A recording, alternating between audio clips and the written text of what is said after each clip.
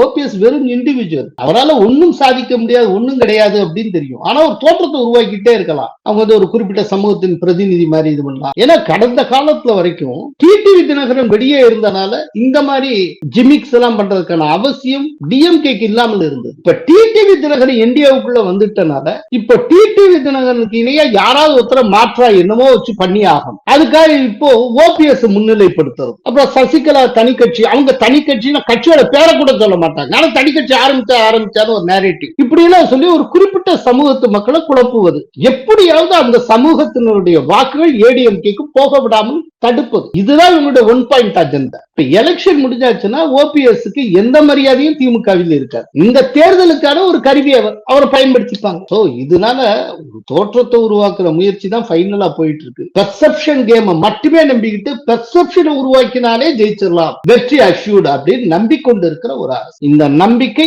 தவறான நம்பிக்கை என்பதை வருகிற தேர்தல் உணர்த்தும்.